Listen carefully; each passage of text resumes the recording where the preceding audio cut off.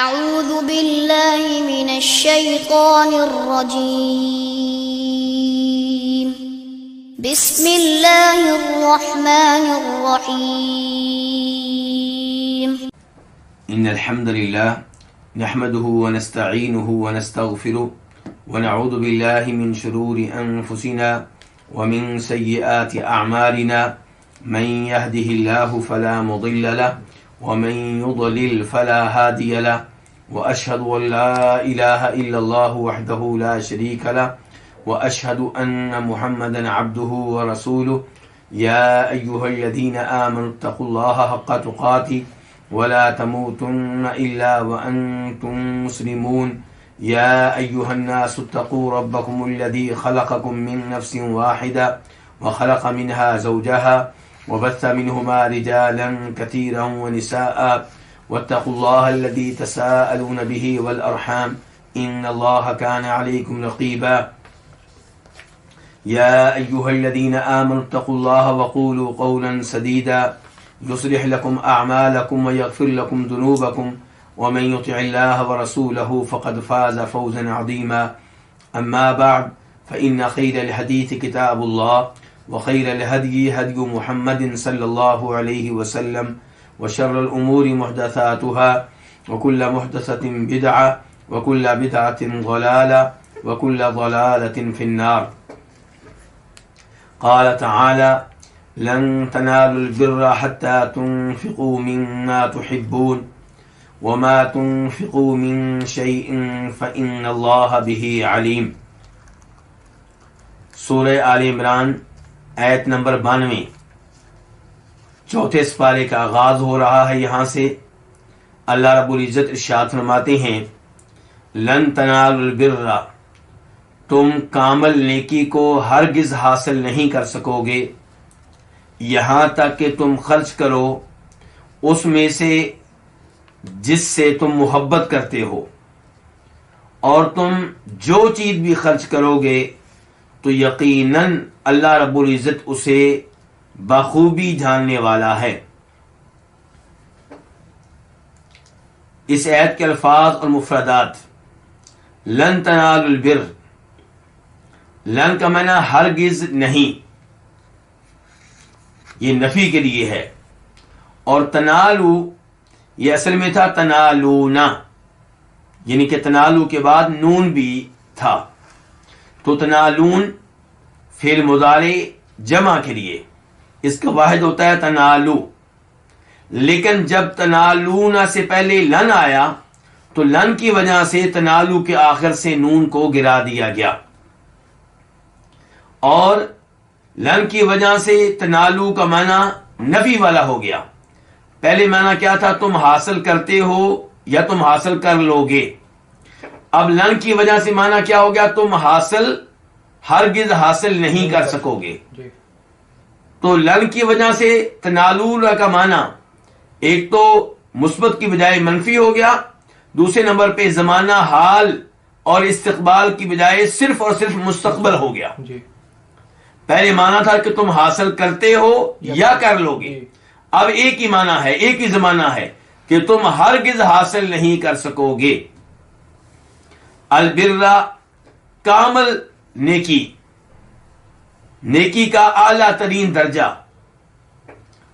حتی یہاں تک کہ تنفقو تم خرچ کرو.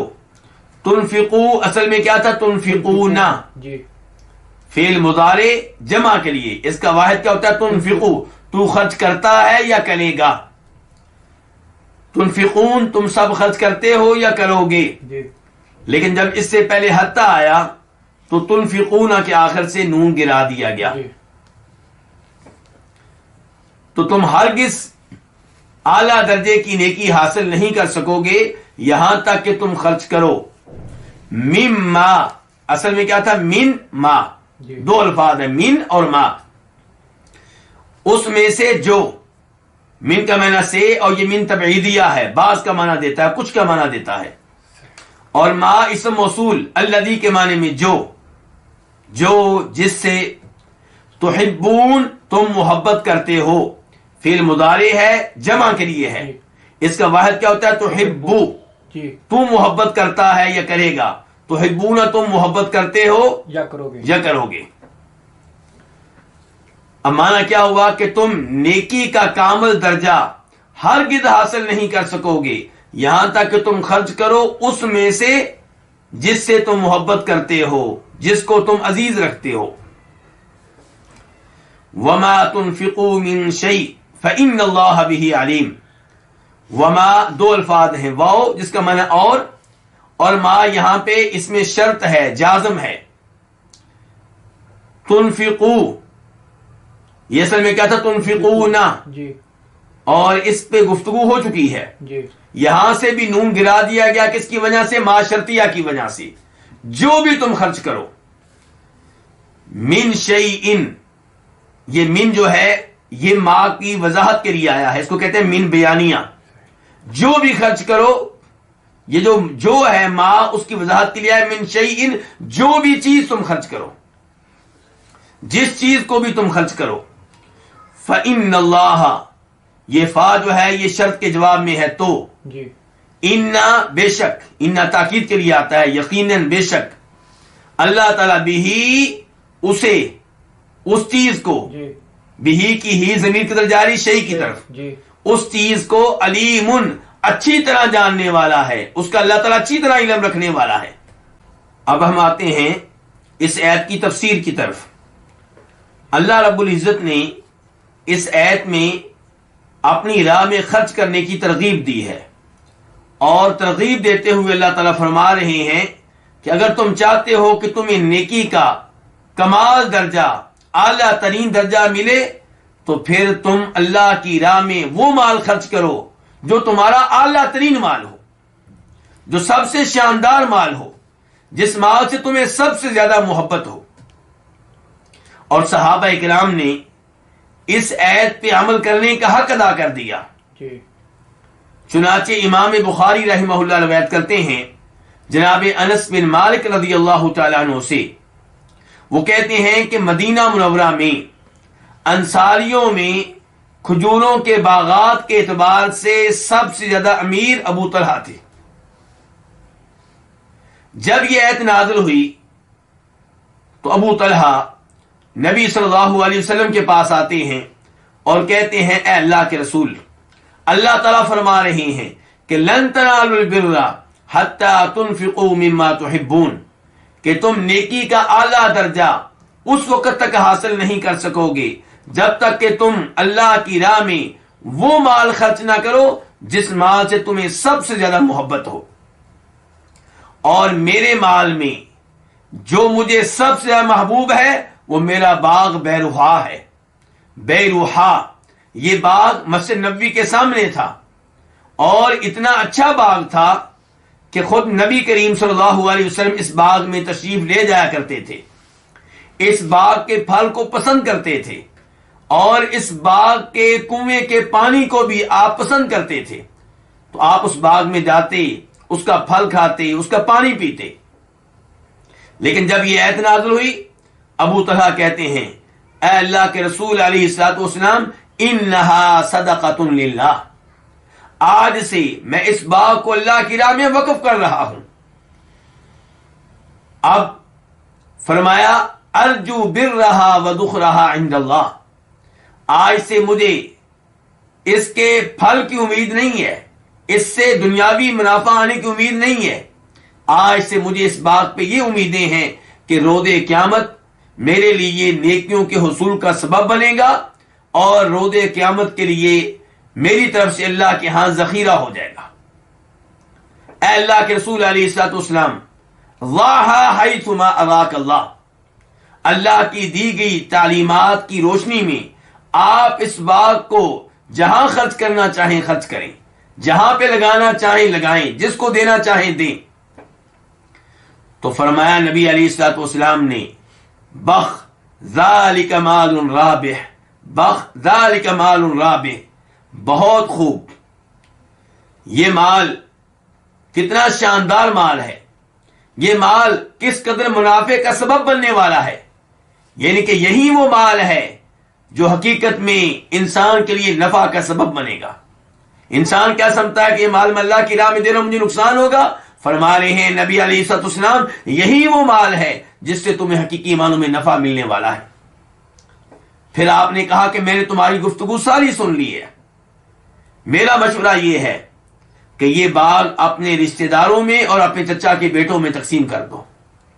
چنانچہ ابو طلحہ فرماتے ہیں اے اللہ کے رسول علیہ الصلوۃ والسلام افعل، جیسے آپ نے حکم دیا میں ویسا ہی کروں گا۔ چنانچہ انہوں نے یہ باغ اپنے رشتہ داروں میں اور چچا کے بیٹوں میں تقسیم کر دیا۔ اس عمل سے آپ یہ بھی اندازہ کر سکتے ہیں کہ صحابہ کرام قرآن کریم دھیان سے پڑھتے تھے، توجہ سے پڑھتے تھے، اس کے معنی پہ غور و فکر کرتے تھے، اس کا اثر لیتے تھے، اس پہ عمل کرنے کی ہر ممکن کوشش کرتے تھے۔ قرآن ان کے اوپر اثر ڈالا کرتا تھا، قرآن نے ان کو تبدیل کر کے رکھ دیا۔ ہمیں بھی چاہیے کہ ہم جب قرآن پڑھیں اور سنیں اس نیت سے پڑھیں اور سنیں کہ ہم نے اس کو سمجھنا ہے، غور و فکر کرنا ہے اور اس کے اوپر عمل کرنا ہے اور اپنی زندگی کو اس کے مطابق تبدیل کرنا ہے۔ لن تنالوا البر حتى تنفقوا مما تحبون، تم ہرگز نیکی کے کمال درجے کو حاصل نہیں کر سکو گے یہاں تک کہ تم خرچ کرو اس مال میں سے جس سے تمہیں محبت ہے۔ اور انسان کو اپنے سارے مال سے محبت ہوتی ہے۔ اللہ تعالیٰ فرماتے ہیں سورۃ الفجر میں وَتُحِبُّونَ الْمَالَ حُبًّا جَمًّا، تم لوگ مال سے بہت محبت کرتے ہو، لیکن انسان کے مال میں کچھ مال ایسا ہوتا ہے جس سے اسے دوسرے مال کے مقابلے میں زیادہ محبت ہوتی ہے، تو آپ اس میں سے جب اللہ کی راہ میں خرچ کریں گے تو آپ نیکی کے اعلیٰ درجے کو پا لیں گے۔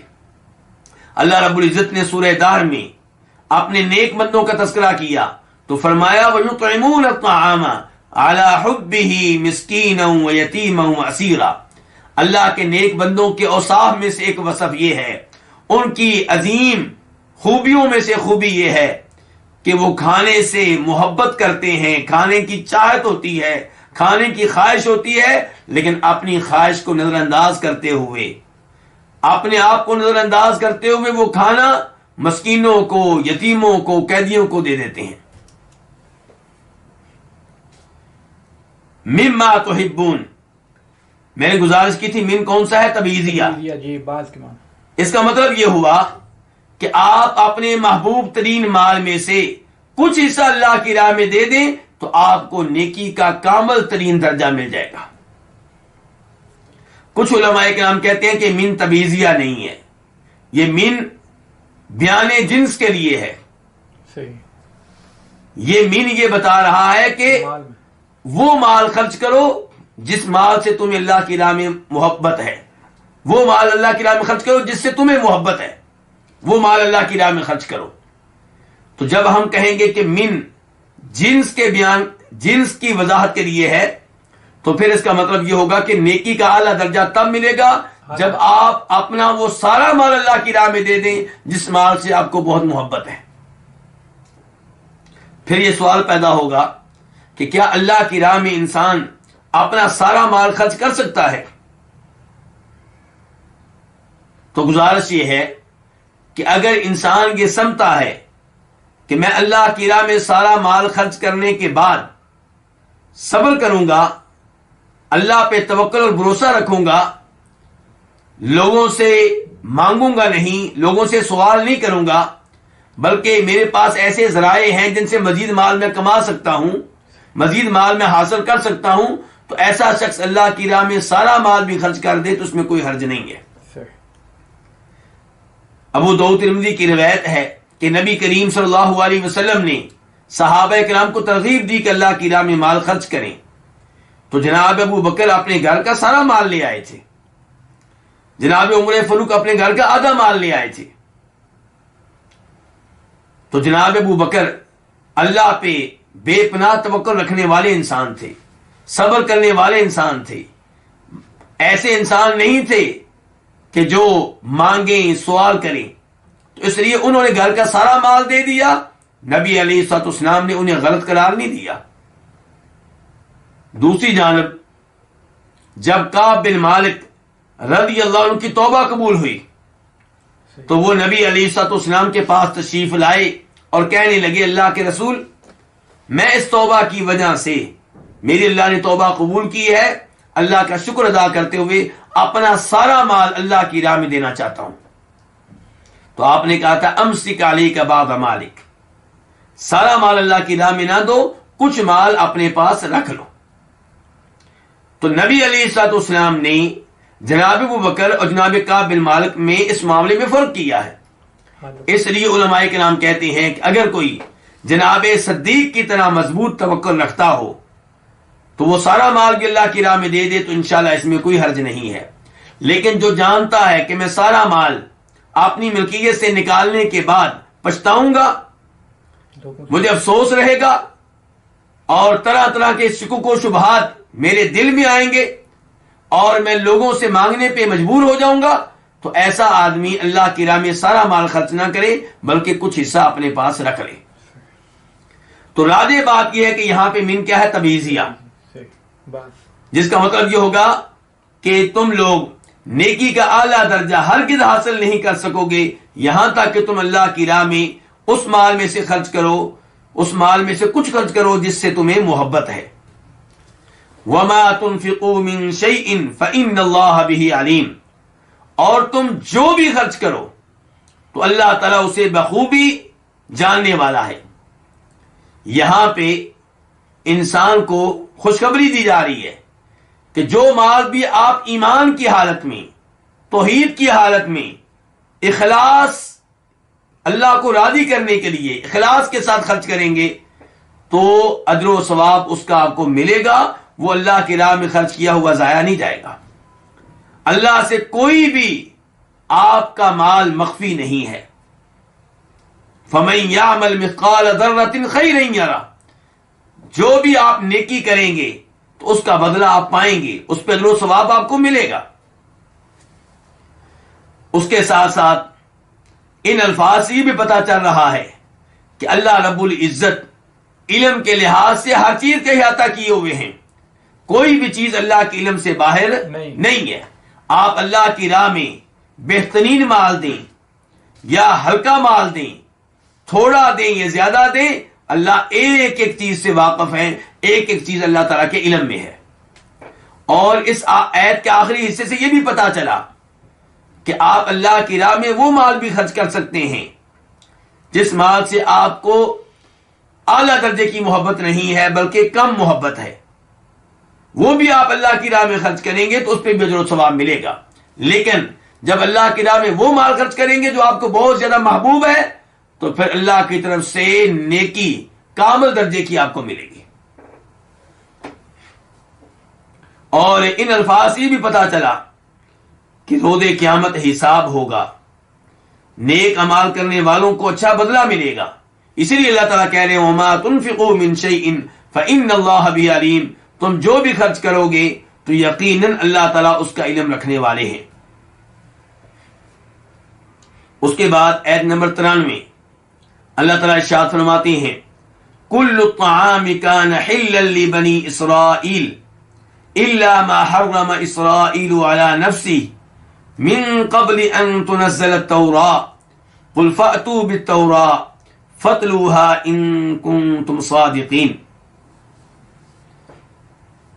ہر قسم کا کھانا بنی اسرائیل کے لیے حلال تھا سوائے اس کے جسے اسرائیل نے اپنے اوپر حرام کر لیا۔ تورات کے نازل کیے جانے سے پہلے آپ کہہ دیں تم تورات لے کر آؤ، پس اس کی تلاوت کرو، اسے پڑھو اگر تم ہو سچے۔ کل طعامی، کل کا معنی کیا ہوگا؟ سب، ہر قسم کے، اطعام کھانا، کانا تھا، ہلن حلال، لی بنی اسرائیل بنی اسرائیل کے لیے۔ بنی کا معنی کیا ہوتا ہے؟ بیٹے، یہ اصل میں کیا تھا؟ بنین، ابن کی جمع، لیکن جب بنین کا لفظ اسرائیل کی طرف مضاف ہوا تو نون کو گرا دیا گیا، تو اسرائیل کے بیٹے مراد کون ہے؟ اسرائیل، یعنی اسرائیل سے مراد کون ہے؟ یعقوب علیہ السلام۔ تو بنی اسرائیل یعقوب علیہ السلام کی اولاد، ان کی اولاد کا جو سلسلہ چل رہا ہے وہ سب اس میں داخل ہیں۔ اور اس میں یعقوب علیہ السلام کی بیٹیاں بھی داخل ہیں، جی کیونکہ یہاں پہ مراد قبیلہ ہے، بنی اسرائیل سے مراد ہے اولاد اسرائیل. الا سوائے مگر ما جو حرما حرام کر لیا، فعل ماضی ہے واحد کے لیے، حرام کر لیا اسرائیل نے، یعنی کہ یعقوب علیہ السلام نے، علی نفسہ اپنے اوپر، اپنی ذات پہ، من قبلی ان تنزل التوراۃ، تورات نازل کیے جانے سے پہلے. تنزل فعل مضارع ہے، جی واحد کے لیے ہے، مؤنث کے لیے ہے، اور اصل میں تھا تنزل. تنزل کا معنی کیا؟ اتاری جاتی ہے، لیکن ان آیا تو ان کی وجہ سے لام کے اوپر ضمہ کی بجائے کیا؟ فتح، پتہ جی پیش کی بجائے زبر، تو ان کی وجہ سے تنزل کا معنی مصدر والا ہو گیا، تورات نازل کیے جانے سے پہلے. صحیح. قل فعل امر ہے واحد کے لیے، آپ کہہ دیں، تو کہہ دے، فَأْتُو پس تم لاؤ. جی فا الگ ہے اور ایتو الگ ہے. جی ایتو فعل امر ہے، جمع کے لیے ہے، اس کا واحد کیا ہوتا ہے؟ ایتی. جی اور ایتی تو آ، ایتو تم آؤ، لیکن چونکہ ایتو کے بعد با آ رہی ہے تو اب مانا ہوگا تم لاؤ. ایتو تم آؤ، اور ایتو کے بعد با کی وجہ سے مانا کیا ہوگا؟ تم لاؤ. اور ایتو بالتورات ہی تم تورات لاؤ. فتلوہا پس تم اس کی تلاوت کرو، پس تم اسے پڑھو. فتلوہا یہ تین الفاظ ہیں، فا الگ ہے جی اتلو اور اتلو یہ الگ ہے اور ہا الگ ہے. اتلو فعل امر ہے، جمع کے لیے ہے، تم تلاوت کرو، تم پڑھو. اس کا واحد کیا ہوتا ہے؟ اتلو، تو پڑھ. جیسا کہ اللہ تعالیٰ فرماتے ہیں سورہ عنکبوت میں، اتلو ما اوحی الیک من الکتاب واقم الصلاۃ. تو اتلو تو تلاوت کر، ایک آدمی کو کہا جائے گا اتلو. صحیح. اور اتلو واو کے ساتھ جب زیادہ ہوں، تم سب تلاوت کرو، تم سب پڑھو. ہاں اس کو، کس کو؟ تورات کو. جی ان اگر شرطیہ ہے، کن تم ہو، فعل ماضی ہے جمع کے لیے، صادقین یہ صادق کی جمع ہے، جی صادق سچ کہنے والا، سچ بولنے والا، صادقین سچ بولنے والا. سچ بولنے والے. اب ہم آتے ہیں اس ایت کی تفسیر کی طرف. اللہ رب العزت نے اس ایت میں وعدے کیا ہے کہ بنی اسرائیل کے لیے سب کے سب کھانے کیا تھے؟ حلال تھے. پھر کیا ہوا؟ پھر کچھ کھانے اسرائیل علیہ السلام نے، یعقوب علیہ السلام نے اپنے اوپر حرام کر لیے. اور یہ کب کی باتیں ہیں؟ تورات نازل کیے جانے سے پہلے کی باتیں ہیں. تورات کس پہ نازل ہوئی ہے؟ موسیٰ علیہ السلام پہ. جی اور یہ کھانے کس نے حرام کیے؟ یعقوب علیہ السلام نے. تو یعقوب علیہ السلام موسیٰ علیہ السلام سے بہت پہلے گزرے ہیں. جی اس ایت میں اللہ تعالی ہمیں کیا پیغام دے رہے ہیں؟ اس ایت سے ہمیں کیا معلوم ہو رہا ہے؟ اللہ رب العزت نے قرآن حکیم میں کئی مقامات پہ وعدے کیا کہ بنی اسرائیل پہ کچھ کھانے حرام ہوئے ان کی سرکشیوں کی وجہ سے، ان کی زیادتیوں کی وجہ سے. چنانچہ اللہ تعالیٰ فرماتے ہیں سورہ نساء میں آیت نمبر 160 میں، فَبِظُلْمٍ مِّنَ الَّذِينَ هَادُوا حَرَّمْنَا عَلَيْهِمْ طَيِّبَاتٍ أُحِلَّتْ لَهُمْ وَبِصَدِّهِمْ عَن سَبِيلِ اللَّهِ كَثِيرًا، کہ یہودیوں کے ظلم کی وجہ سے ہم نے ان پہ کئی اچھی چیزیں حرام کر دیں جو ان کے لیے پہلے حلال تھیں. ایسے اللہ تعالیٰ فرماتے ہیں سورہ انعام میں آیت نمبر 146 میں، وَعَلَى الَّذِينَ هَادُوا حَرَّمْنَا كُلَّ ذِي ظُفُرٍ وَمِنَ الْبَقَرِ وَالْغَنَمِ حَرَّمْنَا عَلَيْهِمْ شُحُومَهُمَا إِلَّا مَا حَمَلَتْ ظُهُورُهُمَا أَوِ الْحَوَايَا أَوْ مَا اخْتَلَطَ بِعَظْمٍ ذَلِكَ جَزَيْنَاهُمْ بِبَغْيِهِمْ وَإِنَّا لَصَادِقُونَ.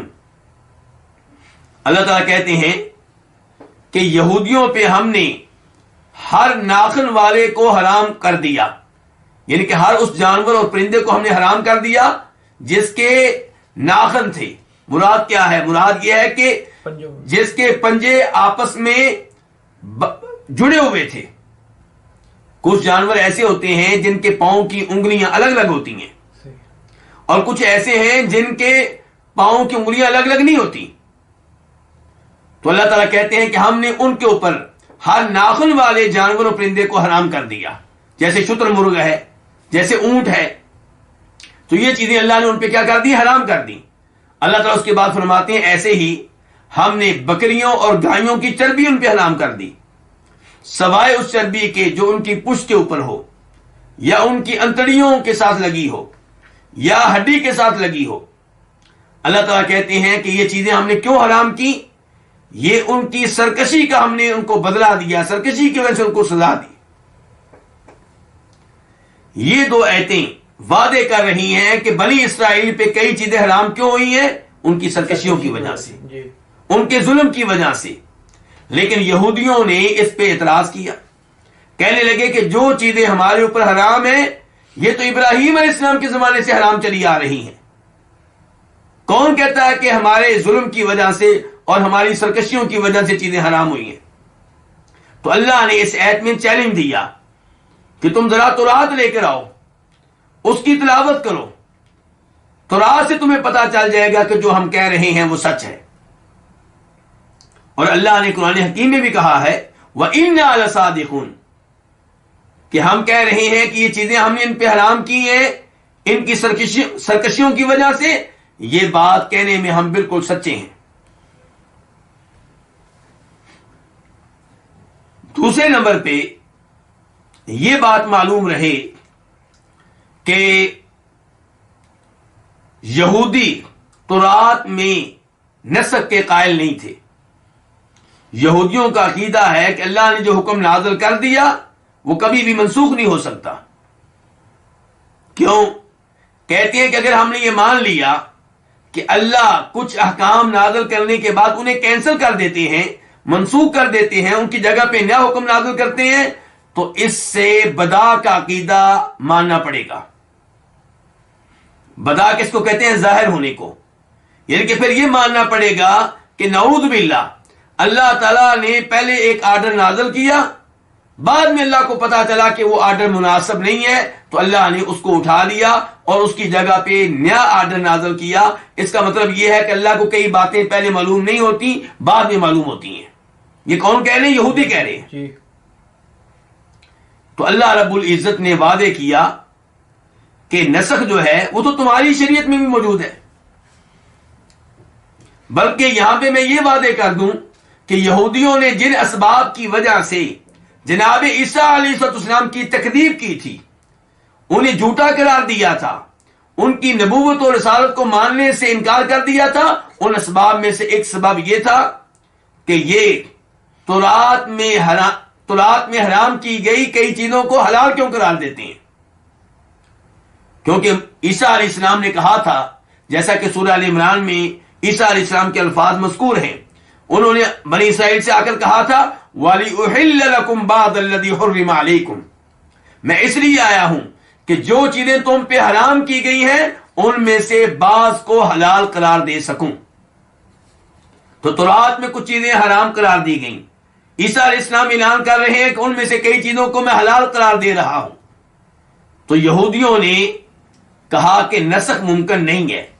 اگر یہ اللہ کے سچے نبی ہوتے تو یہ اللہ تعالیٰ کے نازل کردہ احکام کو منسوخ نہ کرتے. یہی اعتراض یہودیوں نے قرآن حکیم پہ بھی کیا کہ اگر یہ اللہ کی طرف سے نازل کردہ کتاب ہے تو اس میں نسخ کیوں ہے؟ کچھ آیتیں منسوخ اور کچھ ناسخ کیوں ہیں؟ کچھ آیتیں کینسل کیسے ہو گئیں؟ نسخ ماننے کی وجہ سے اللہ رب العزت کی ذات پہ اعتراض لازم آتا ہے. تو گزارش یہ ہے کہ یہ یہودیوں کی غلط فہمی ہے. ہمارا عقیدہ یہ ہے کہ اللہ تعالیٰ جب وہ آرڈر نازل کرتے ہیں جس کو اللہ نے بعد میں منسوخ کرنا ہوتا ہے تو نازل کرتے ہوئے اللہ کے علم میں ہوتا ہے کہ میں اس کو منسوخ کروں گا، میں اس کو کینسل کروں گا. اللہ اسے نازل کرتے ہیں چند سالوں کے لیے، اور اللہ کے علم میں پہلے سے ہوتا ہے کہ میں کتنے سالوں کے لیے اس کو نازل کر رہا ہوں. کتنے مہینوں کے لیے اس کو نازل کر رہا ہوں، کتنے دنوں کے لیے اس کو نازل کر رہا ہوں۔ ایسا نہیں ہے کہ اللہ کو نازل کرنے کے بعد پتا چلتا ہے کہ یہ غیر مناسب ہے، اور نہ ہی پہلا حکم غیر مناسب ہوتا ہے، بالکل، لیکن جو حکم اللہ نے پہلے نازل کیا ہوتا ہے وہ اتنی مدت کے لیے مناسب ہوتا ہے جتنی مدت کے لیے اللہ نے اس کو برقرار رکھا ہوتا ہے۔ جب اللہ اس کو اٹھا لیتے ہیں، کینسل کر دیتے ہیں، اب وہ مناسب نہیں ہے۔ صحیح، تو اللہ تعالی ناسخ منسوخ دونوں کے بارے میں پہلے سے جانتے ہیں کہ بندوں کی مصلحت کس میں ہے، کس زمانے میں، کس سال میں، کس مہینے میں بندوں کی مصلحت اس حکم میں ہے، اور کس زمانے میں بندوں کی مصلحت دوسرے حکم میں ہوگی۔ اور یہ تو میں سمجھا رہا ہوں کہ نسخ کا عقیدہ، اس کی وجہ سے اللہ کی ذات پہ کوئی اعتراض لازم نہیں آتا۔ دوسرے نمبر پہ اللہ تعالیٰ نے اس آیت میں وعدہ کیا کہ نسخ تو تمہاری شریعت میں بھی موجود ہے۔ بہت سی چیزیں پہلے حلال تھیں، پھر تمہارے نبیوں میں سے ایک نبی جناب یعقوب علیہ السلام، جن کی طرف تمہاری نسبت ہے، بنی اسرائیل، انہوں نے وہ چیزیں اپنے اوپر حرام کی، اور پھر اللہ نے ان کی حرمت کا اعلان تورات میں بھی کیا، اور اس معاملے کی وضاحت آپ کو تورات سے مل جائے گی۔ تورات لاؤ، اسے پڑھو، اس کی تلاوت کرو۔ امام احمد اپنی مسند میں روایت کرتے ہیں جناب عبداللہ ابن عباس رضی اللہ تعالیٰ عنہما سے کہ یہودی نبی علیہ الصلوۃ والسلام سے آ کر 4 سوال کرتی ہیں۔ ان میں سے ایک سوال یہ تھا کہ آپ یہ بتائیں کہ یعقوب علیہ السلام جب بیمار ہوئے تھے تو انہوں نے جو منت مانی تھی وہ کیا تھی؟ تو نبی علیہ السلام نے بتایا کہ انہوں نے یہ منت مانی تھی کہ اگر میں ٹھیک ہو گیا تو جو چیز کھانوں میں سے سب سے زیادہ مجھے محبوب ہے اس کو میں اپنے اوپر حرام کر لوں گا، اور جو چیز مشروبات میں سے مجھے سب سے زیادہ محبوب ہے میں اسے بھی اپنے اوپر حرام کر لوں گا۔ چنانچہ جب انہیں شفا ملی، صحت یاب ہوئے، تو انہوں نے اپنے اوپر اونٹ کے گوشت کو بھی حرام کر لیا اور اونٹنی کے دودھ کو بھی اپنے اوپر حرام کر لیا، اور یہ دونوں چیزیں انہیں بہت زیادہ محبوب تھیں، اور ان کے زمانے میں اس قسم کی نظر ماننا جائز تھا۔ تو نبی علیہ السلام نے جواب دیا تو یہودیوں نے تصدیق کی کہ آپ کا جواب ٹھیک ہے۔ تو آپ نے اس موقع پہ کہا تھا اے اللہ گواہ ہے کہ یہ مان رہے ہیں کہ میرا جواب ٹھیک ہے۔ اس آیت کے تعلق سے علماء کرام نے، علماء تفسیر نے یہ بھی لکھا ہے کہ یہودی اعتراض کرتے تھے نبی علیہ الصلوۃ والسلام پہ کہ یہ اپنی نسبت ابراہیم علیہ السلام کی طرف کرتے ہیں، جبکہ ابراہیم علیہ السلام کے دین میں اونٹ کا گوشت حرام ہے اور یہ اونٹ کا گوشت کھاتے ہیں۔ تو اللہ رب العزت نے اس آیت میں وضاحت فرمائی کہ ابراہیم علیہ السلام کے زمانے میں اونٹ کا گوشت حرام نہیں تھا، یہ بعد میں اسرائیل علیہ السلام نے، یعقوب علیہ السلام نے اپنے اوپر حرام کیا، اور تورات تو بہت بعد میں نازل ہوئی ہے۔ جی، تو ابراہیم علیہ السلام کے زمانے میں یہ چیزیں حرام نہیں تھی۔ تو اللہ تعالیٰ فرماتے ہیں کل الطعام کان حلا لبنی اسرائیل، سارے کے سارے کھانے بنی اسرائیل کے لیے حلال تھے، الا ما حرم اسرائیل علی نفسی، سوائے ان کھانوں کے جو خود اسرائیل علیہ السلام نے اپنے اوپر حرام کر لیے۔ کب حرام کیے؟ من قبل ان تنزل التوراۃ، تورات نازل کیے جانے سے پہلے۔ اس کا مطلب یہ ہے کہ من قبل ان تنزل التوراۃ، ان الفاظ کا تعلق حرما سے ہے کہ یعقوب علیہ السلام نے کچھ کھانے حرام کر لیے اپنے اوپر، کب؟ تورات نازل کیے جانے سے پہلے۔ اس ایسے بھی پتا چلا کہ تورات اللہ رب العزت کی طرف سے نازل کردہ کتاب ہے، اور اس میں کوئی شک و شبہ نہیں ہے۔ اللہ رب العزت نے تورات اپنے ہاتھوں سے لکھی اور اسے موسیٰ علیہ السلام پہ نازل کیا۔ اس آیت کا آخری جملہ کہ تم تورات لے کر آؤ، اس کی تلاوت کرو اگر تم سچے ہو، تو یہاں اللہ تعالیٰ چیلنج دے رہے ہیں کن کو؟ یہودیوں کو، کہ اگر تم سچے ہو تو تورات لے کر آؤ، کھولو، اسے پڑھو، پتہ چل جائے گا کہ سچا کون ہے۔ تورات بتائے گی کہ تم جھوٹے ہو، یہاں ایک حدیث آپ کے سامنے رکھنا چاہوں گا جسے امام بخاری اپنی صحیح میں لے کر آئے ہیں کہ نبی علیہ الصلوۃ والسلام کے پاس یہودی ایک لڑکے اور ایک لڑکی کو لے کر آئے، کہنے لگے کہ ان دونوں نے زنا کیا ہے، بدکاری کی ہے، آپ ان کا فیصلہ فرمائیں۔ تو آپ علیہ الصلوۃ والسلام نے فرمایا کہ تم مجھے بتاؤ کہ تمہاری کتاب میں اس شخص کے بارے میں جو اس جرم کا ارتکاب کرے کون سی سزا ذکر کی گئی ہے؟ کہنے لگے ہمارے ہاں تو یہ ہے کہ جو یہ جرم کرے ہم اس کے منہ کو کالا کرتے ہیں، اسے ذلیل و رسوا کرتے ہیں۔ تو نبی علیہ السلام نے مطالبہ کیا کہ تورات لے کر آؤ۔ وہ تورات لے کر آئے، اور جب تورات لائی گئی تو وہ اپنے میں سے ایک آدمی سے کہنے لگے پڑھو بھائی تورات۔ چنانچہ اس آدمی نے اس ایت پہ ہاتھ رکھ لیا جس ایت میں یہ بتایا گیا تھا کہ جو بدکاری کرے اسے سنسار کر دو، جو زنا کرے اسے پتھر مار مار کے ہلاک کر دو۔ تو اس آدمی سے مطالبہ کیا گیا کہ اپنا ہاتھ اٹھاؤ۔ جب ہاتھ اٹھایا تو وہ ایت موجود تھی جس میں اس حکم کا تذکرہ ہے کہ زنا کرنے والے کو سنسار کیا جائے گا۔ تو نبی علیہ الصلوۃ والسلام یہودیوں کو چیلنج کرتے رہتے تھے کہ قل فاتوا بالتوراۃ فاتلوها ان کنتم صادقین، اگر تم سچے ہو تو اپنی کتاب لے کر آؤ، کیونکہ تمہاری کتاب تمہارے خلاف فیصلہ سنائے گی۔ اب یہاں پہ یہ سوال پیدا ہوگا، اور یہ بڑا ہی اہم سوال ہے کہ کیا تورات اس قابل رہی ہے کہ اس کے اوپر اعتماد کیا جائے، اور مسلمان یہودیوں کو چیلنج کریں کہ تورات لے کر آؤ؟ وہ وعدے کرے گی کہ تم غلط ہو، وہ وعدے کرے گی کہ تم جھوٹے ہو۔ کیا تورات میں تحریف نہیں ہو چکی؟ کیا تورات کو تبدیل نہیں کیا جا چکا؟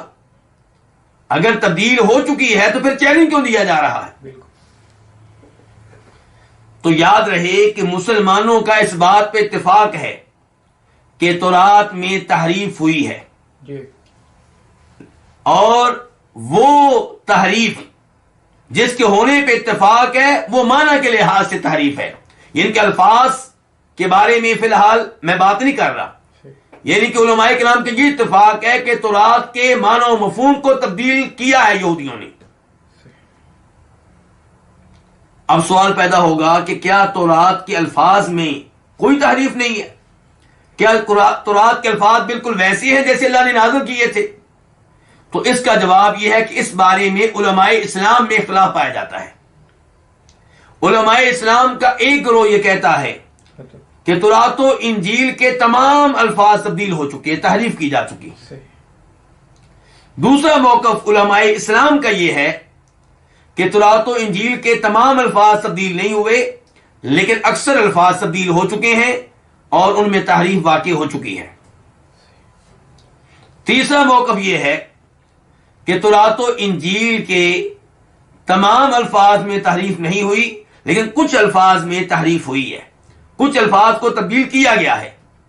یہ موقف ہے امام ابن تیمیہ رحمہ اللہ کا، ان کے شاگرد امام ابن القیم کا، اور امام ابن تیمیہ کے دوسرے شاگرد امام ابن کثیر کا۔ چوتھا موقف علماء اسلام کا یہ ہے کہ تورات میں الفاظ کے لحاظ سے کوئی تحریف نہیں ہوئی، کوئی تبدیلی نہیں ہوئی، تورات کے الفاظ بالکل ویسے ہیں جیسے اللہ نے نازل کیے تھے۔ اور یہ موقف رکھنے والوں میں ایک امام بخاری رحمہ اللہ ہے، اور دوسرے نمبر پہ امام ابن عبد البر ہیں۔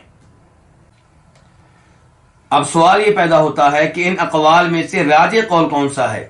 راجح قول وہ ہے جسے امام ابن تیمیہ اور ان کے شاگردوں نے اختیار کیا ہے کہ تورات میں معنوی تحریف کے ساتھ ساتھ لفظی تحریف سے انکار نہیں کیا جا سکتا۔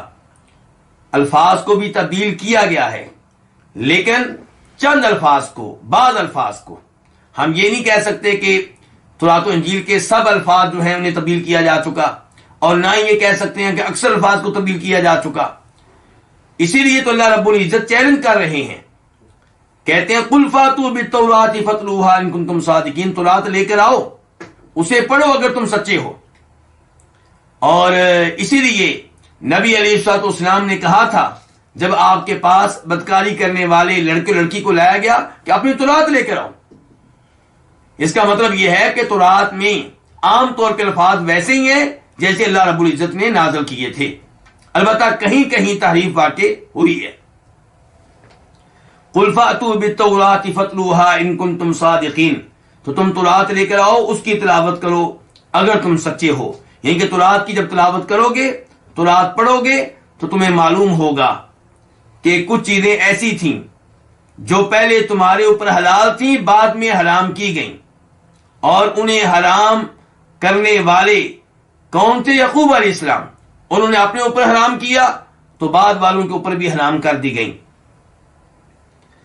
اس کے بعد اللہ رب العزت ارشاد فرماتے ہیں آیت نمبر 94 میں، فَمَنِ افْتَرَىٰ عَلَى اللَّهِ الْكَذِبَ مِن بَعْدِ ذَلِكَ فَأُولَٰئِكَ هُمُ الظَّالِمُونَ، پس جو اللہ پہ جھوٹ باندھے اس کے بعد تو یہی لوگ ہیں ظلم کرنے والے۔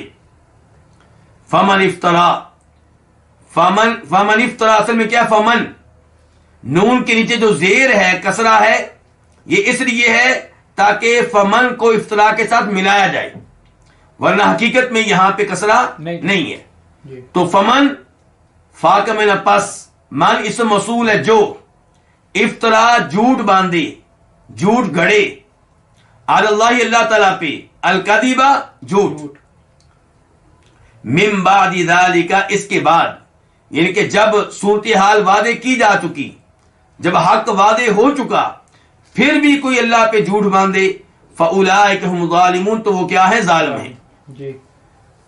ذالک اس میں اشارہ ہے، اور فاولئک یہ فا فمن کے جواب میں ہے، تو اولئک یہی لوگ ہیں، یعنی کہ جو اللہ پہ جھوٹ باندھیں، ہم الظالمون یہی لوگ ہیں ظلم کرنے والے، اولئک یہی، اور ہم کا معنی کیا ہوتا ہے؟ وہ، تو ہم کے آنے سے اولئک کے معنی میں تاکید پیدا ہو گئی ہے اور حصر پیدا ہو گیا ہے، یہی لوگ ہیں الظالمون، ظالم ظلم کرنے والے۔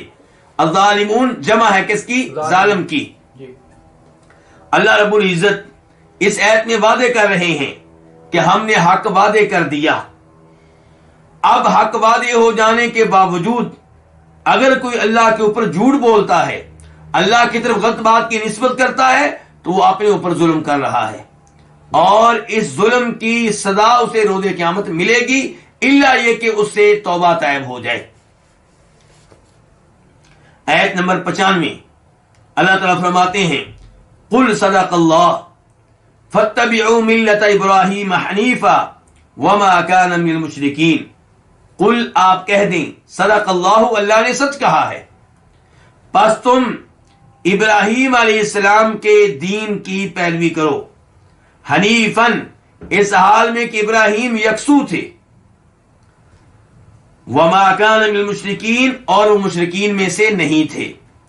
قل آپ کہہ دیں، فعل امر ہے واحد کے لیے، صدقہ فعل ماضی ہے واحد کے لیے، اس نے سچ کہا، صدق اللہ اللہ تعالی نے سچ کہا، فاتبعوا پس تم پیروی کرو، فا الگ ہے اور اتبعوا الگ ہے، اتبعوا فعل امر ہے جمع کے لیے ہے، تم پیروی کرو، اس کا واحد کیا ہوتا ہے؟ اتبع، تو پیروی کر، ملتا دین ابراہیم، ابراہیم کا پیروی کرو، ابراہیم علیہ السلام کے دین کی، حنیفہ یہ حال ہے ابراہیم سے، اس حال میں کہ وہ یکسو تھے، یعنی کہ تمام ادیان کی بجائے صرف دین اسلام پہ چلنے والے تھے، باقی تمام ادیان سے لا تعلق تھے۔ وما کانا، واو کا معنی اور ما نفی کے لیے، اور نہیں، کانا وہ تھا، وہ تھے، کون؟ ابراہیم، من المشرکین مشرکین میں سے، المشرکین جمع ہے المشرک کی، المشرک شرک کرنے والا، اللہ کے ساتھ اوروں کو شریک ٹھہرانے والا۔ اس آیت کی تفسیر کیا ہے؟ اللہ رب العزت اس آیت میں وعدے کر رہے ہیں کہ اللہ تعالیٰ نے سچ کہا ہے، جو بھی اللہ نے بیان کیا ہے، جو بھی اللہ نے نازل کیا ہے، وہ سچائی پہ مبنی ہے۔ اللہ کی دی گئی ہر خبر، اس کا تعلق ماضی سے ہو یا مستقبل سے، وہ سچائی پہ مبنی ہے۔ اور ان اخبار میں سے یہ خبر بھی ہے کہ بنی اسرائیل کے لیے سب کے سب کھانے حلال تھے، سوائے ان کھانوں کے جو خود اسرائیل علیہ السلام نے اپنے اوپر حلال کیے، اپنے اوپر حرام کیے، اور یہ حرام انہوں نے کب کیے؟ تو رات نازل کیے جانے سے بہت پہلے۔ جی تو اللہ رب العزت اس خبر میں بھی اور دیگر اخبار میں بھی جو بھی اللہ بات بتاتے ہیں اس میں اللہ تعالیٰ سچے ہیں۔ وَمَنْ أَصْدَقُ مِنَ اللَّهِ قِيلًا وَمَنْ أَصْدَقُ مِنَ اللَّهِ حَدِيثًا۔ اللہ تعالیٰ مختلف مقامات ارشاد فرماتے ہیں کہ اللہ سے بڑھ کر سچ کہنے والا کون ہوگا؟ تو اللہ رب العزت کا کلام اس میں شک و شبہ کی کوئی گنجائش نہیں ہے۔